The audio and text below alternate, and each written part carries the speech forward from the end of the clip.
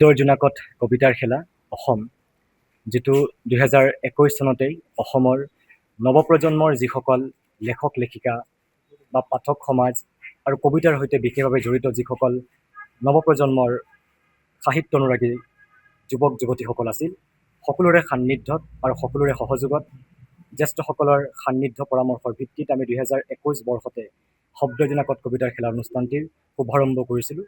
আৰু এই দিনটোৱে দিন বাগৰাৰ লগে লগে অসমীয়া সাহিত্য ক্ষেত্ৰখনলৈ কিঞ্চিত কিঞ্চিত বৰংগনি আগবঢ়াই আৰু নৱপ্ৰজন্মক উৎসাহ দিয়াৰ মনোভাৱেৰে নৱপ্ৰজন্মক একোখনকৈ উপযুক্ত মঞ্চ দিয়াৰ উদ্দেশ্যেৰে আজি আমাৰ এই গোটটোৱে গৌৰৱোজ্জ্বল 5টা বৰ্ষ অতিক্ৰম কৰিলে। এই 5টা বৰ্ষৰ গৌৰৱোজ্জ্বল শুভক্ষণত মই শব্দজোনাকত কবিতাৰ খেলা অসমৰ পৰিয়ালবৰ্গৰ তৰফৰ পৰা ইয়াৰ লগত জড়িত থকা প্ৰতিগৰাকী শুভাকাংক্ষী আমাৰ জ্যেষ্ঠসকল, ইয়াৰ লগত জড়িত থকা সকলো আমাৰ ভাতৃপ্ৰতিম ভাই বন্ধু সতীৰ্থ সকলোলৈকে মই অভিনন্দন আৰু ধন্যবাদ জ্ঞাপন কৰিছোঁ। এই গোটটোৰ মুখ্য উদ্দেশ্য আছিল যে অসমৰ সাহিত্যৰ জগতখনতেই আমাৰ নৱপ্ৰজন্মৰ যিসকল লেখক লেখিকা আছে তেওঁলোকে যাতে এখন উপযুক্ত মঞ্চ পাই নিজৰ সুপ্ত প্ৰতিভা বিকাশ কৰিব পৰা এখন ব্যৱস্থা হয় আৰু তেওঁলোকৰ সেই প্ৰতিভাখিনিক বিকাশ কৰিব পাৰে আৰু আমাৰ ভাষা জননীৰ প্ৰতি তেওঁলোকৰ যি দায়বদ্ধতা, আমাৰ ভাষাৰ প্ৰতি তেওঁলোকৰ যিটো দায়বদ্ধতা সেইখিনি বহিঃপ্ৰকাশ ঘটে আৰু নিজৰ যিখিনি কবিতাৰ মাধ্যমেৰে ভাষাৰ প্ৰতি সংৰক্ষণৰ ব্যৱস্থা, সুপ্ত প্ৰতিভাৰ বিকাশ সেইখিনি যাতে হ'ব পাৰে, সেয়া আমাৰ উদ্দেশ্য আছিল।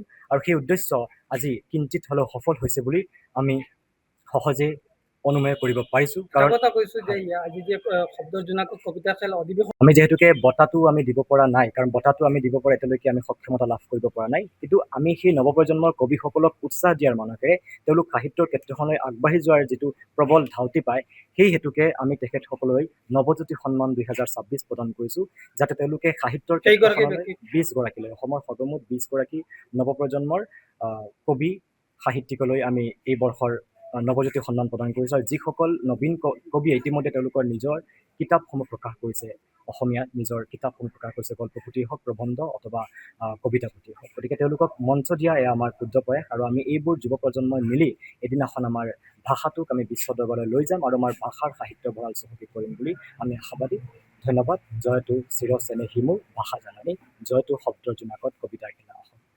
যিকোনো খবৰৰ বাবে যোগাযোগ কৰক 9181 307 221 আমাৰ এই নম্বৰত।